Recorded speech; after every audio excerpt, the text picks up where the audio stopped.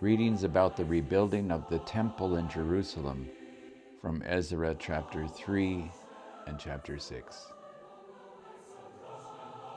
In the second year after their arrival at the house of God at Jerusalem, in the second month, Zerubbabel son of Shealtiel and Jeshua son of Jehozadak made a beginning, together with the rest of their people, the priests and the Levites. They appointed the Levites from 20 years old and upward to have the oversight of the work on the house of the Lord. When the builders laid the foundation of the temple of the Lord, the priests in their vestments were stationed to praise the Lord with trumpets, and the Levites, the sons of Asaph, with cymbals, according to the directions of King David of Israel. And they sang responsively, praising and giving thanks to the Lord, for he is good, and his steadfast love endures forever toward Israel. And all the people responded with a great shout when they praised the Lord, because the foundation of the house of the Lord was laid. The Zoethouts have been part of St. Peter's congregation since the very beginning, when they met at Bethany Care Center. They were instrumental in the building of the church as it sits right now. 1988 or so, there were some uproars in the churches in Cochrane. The United Church was having some difficulties in what was going on there. And our little Anglican church here got a new priest, and he wasn't very fond of children, exactly. So we found ourselves a bit at loose ends, and then Knut Neumann came to town, and he was preaching over at Bethany Care.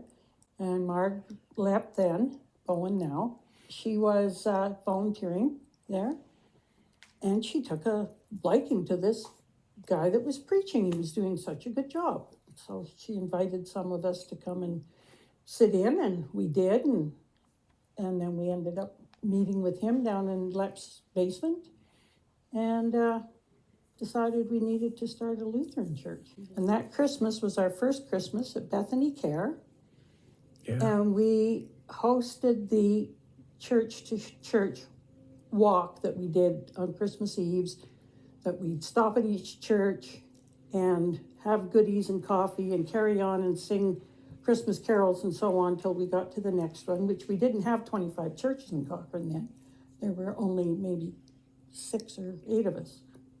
So that was our first Christmas, was 1988. Even though there was plenty of space at Holy Spirit School to grow on a Sunday, there was no growth outside of that. And there was no place to be on Tuesday or Friday night, or there, you could only be there on Sunday. Yes. Cliff McRae looked at that property we're on, and he just said, God spoke to me, this is where this church is supposed to be. It's not supposed to be next door to Bethany Care. It really has to be here. And we all came to a consensus that I think that's true.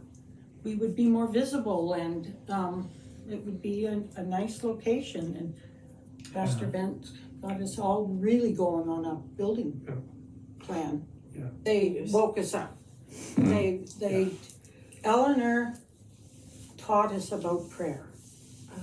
Up until then, we weren't that wise about prayer. We hadn't had Bible study groups really before that. We hadn't had prayer groups, and we just hadn't done all those things because we were so detached.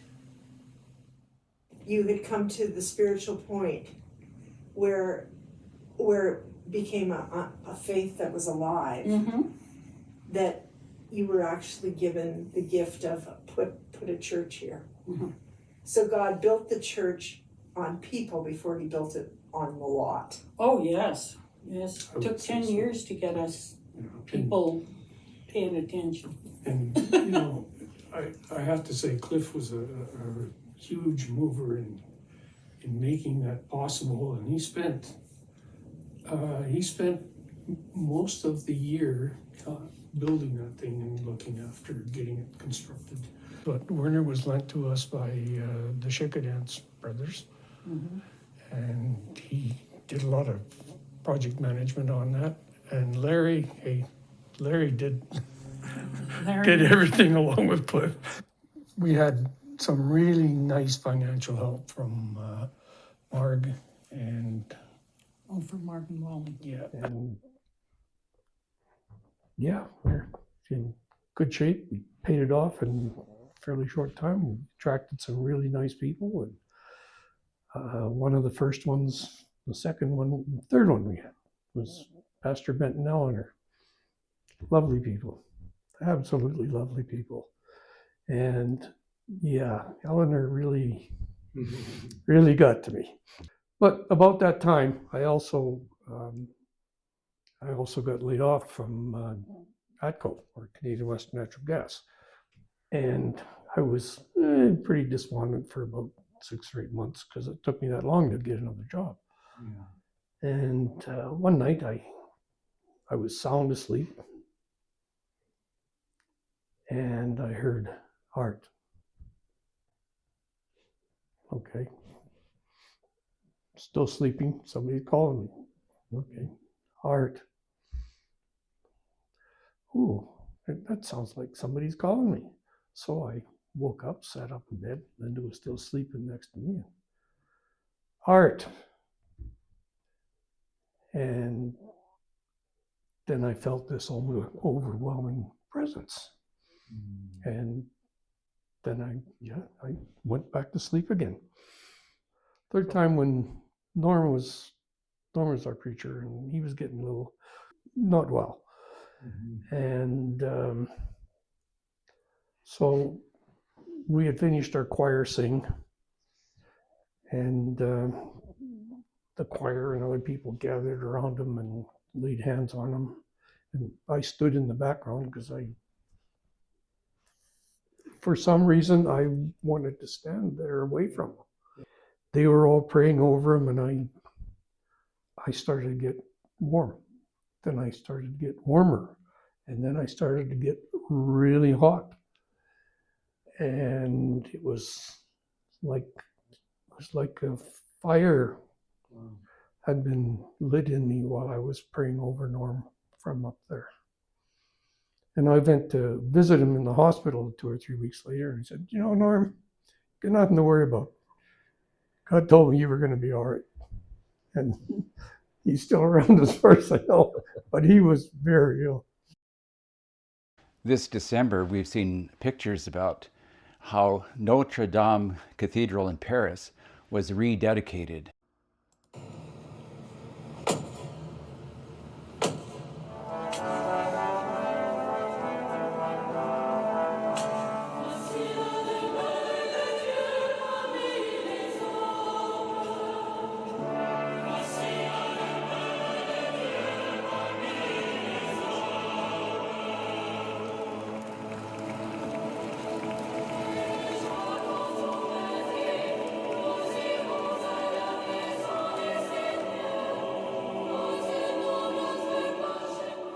And they had a great worship service there with singers and processions and dignitaries to celebrate this great event of the rededication of this cathedral to the glory of God.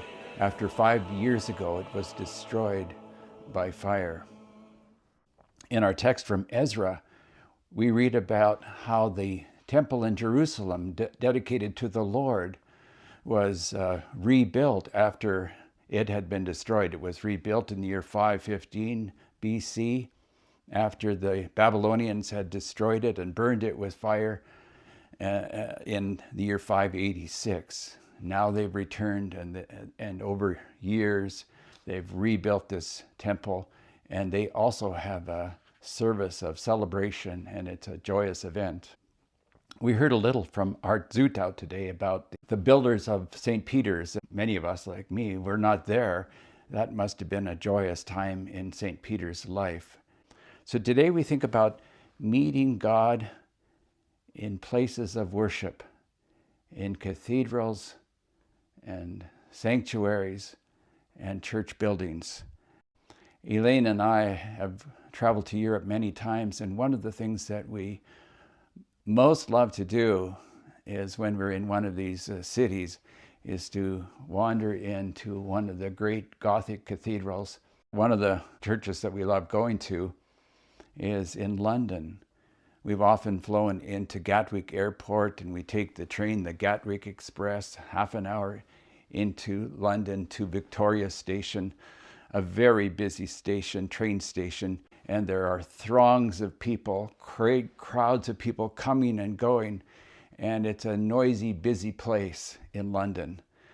But just a block or so away is a cathedral, Westminster Cathedral, and we've walked there in off the street, through the doors, into the quiet of that place. And many people throughout the day go there also, wander in from the street and sit there in quiet to pray, to seek God. It does seem like a holy place, a place of sanctuary. And one of the things I like about churches in Europe and in England is that they are open during the daytime for people to go there and sit and pray. When Jesus cleansed the temple near the end of his ministry, he quotes Isaiah that says, "My house shall be called house of prayer for all nations." And so today we pray that St. Peter's may also be a place of prayer, a place where people can meet God, where they can leave the busyness of their lives and find this to be a place of sanctuary. And may we each find our own places too, even in our own homes, where we can be alone, where we can shut out the distractions and busyness of our lives and seek God. Jesus says in Matthew, "But when you pray, go into your room and shut the door and pray to your Father who is in secret, and your Father who sees in secret will reward you."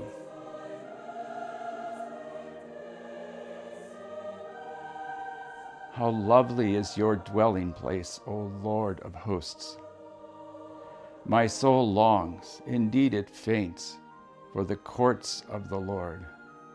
My heart and my flesh sing for joy to the living God.